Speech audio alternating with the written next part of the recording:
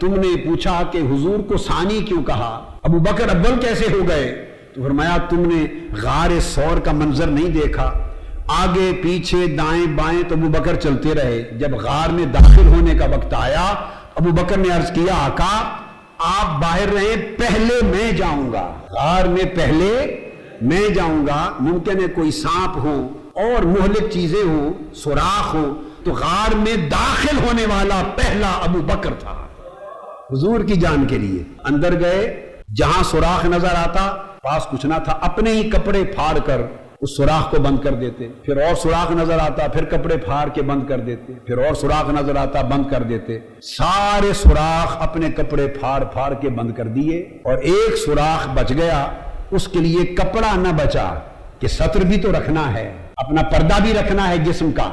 مگر اب کوئی کپڑا نہ بچا جو سوراخ بند کرنے کے کام آئے، وہاں اپنی ایڑی رکھ دی کہ اگر سانپ ہے اس میں کوئی تو مجھے ڈس لے، میرے محبوب کو نہ ڈسے۔ سارے سوراخ بند کر کے جو دو میں سے پہلا اندر گیا، تب عرض کیا آقا اب آپ آ جائیے، اس لیے حضور دو میں سے دوسرے ہوئے داخل ہونے کے اعتبار سے۔ تو ثانی اثنین کہہ کر صدیق کی وفا کا اللہ نے بیان کر دیا۔ دراصل ایک بڑا لطیف اشارہ کیا کہ کسی کا ذہن اس طرف جائے اور سوچے کہ حضور دو میں سے دوسرا کیوں ہوئے، تو اشارہ کیا دوسرا یوں ہوئے کہ ابو بکر نے روک دیا تھا، حضور پہلے اگر جان لیوا کوئی چیز ہے تو مجھے جان دینے دیجئے، بعد میں آپ آئیے۔ تو غار میں داخل ہونے میں جو دوسرے تھے اور جان دینے کے لیے جو پہلے تھے، قرآن مجید کا سیاق بھی یہی تقاضا کرتا ہے، یہ ارجا بات تھی۔ اب دوسری بات کا امکان چونکہ رد نہیں، تو میں نے کہا اگر امکاناً ثانی سے مراد سیدنا ابو بکر صدیق کو لیا جائے تو اول حضور ہوئے، تو جب اول حضور ہوئے تو اس امکان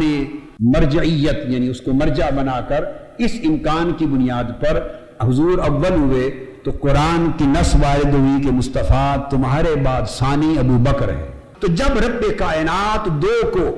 معیت تامہ ایک صیغے میں ایک ضمیر میں جمع کر کے معیت اور فنائیت کے شکل میں بیان کرتا ہے، تو پھر جس کو رب اتنا قریب کر دے وہ شخص کبھی بھی زندگی میں تا عدم وفات اس رسول سے صدق و وفا میں دور نہیں ہو سکتا۔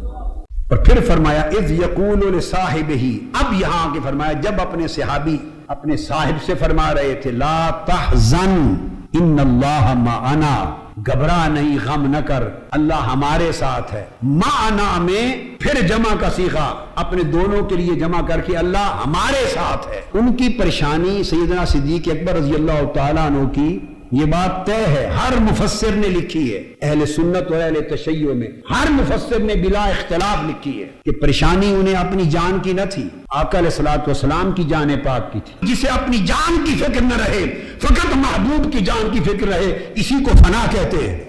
وہ فانی پھر رسول ہو گئے، وہ تو جب ثانی اثنین میں اول داخل ہوئے، اول داخلے نے انہیں فانی پھر رسول کر دیا۔ اب ان اللہ معنا اگر فرما دیتے کہ میرے ساتھ اللہ ہے، تو اس کا مطلب ہوتا کہ حضور باقی رہتے۔ ارے مصطفیٰ تو پہلے بھی باقی تھے،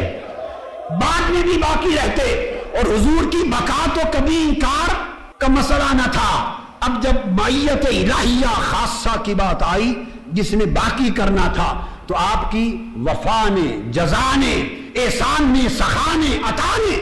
گوارا نہ کیا۔ جو مجھ میں فنا ہو گیا ہے، معیت الہیہ کا وقت آئے مجھے بقا ملے اور وہ فانی رہے۔ معنا کہہ کر فرمایا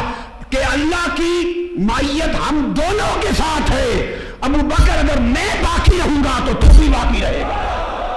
اللہ ہم دونوں کے ساتھ ہے۔ یہ نہیں ہو سکتا کہ جب دونوں کے ساتھ ہے تو مصطفیٰ کے ساتھ اور طریقے سے ہو اور دوسرے کے ساتھ اور طریقے سے ہو، چونکہ وہ پہلے فرما چکا ہے ثانی اثنین، دو میں سے دوسرا تو مصطفیٰ ہے۔ تو یہ نہیں ہو سکتا کہ جب وہ معیت کے ساتھ ورود فرمائے اپنی شان معیت کے ساتھ، تو مصطفیٰ کو ایک الگ چشمہ معیت میں سے دے اور ابو بکر کو کسی اور چشمہ معیت میں سے دے، کیونکہ معنی ایک کلمہ ہوا۔ سو معیت کا جو چشمہ جس سے مصطفیٰ نے پیا، اسی معیت کے چشمے سے ابو بکر صدیق باوفا نے پیا۔ سو جو بقا تاجدار کائنات کو ملی، وہی بقا اس غلام تاجدار کائنات کو ملی۔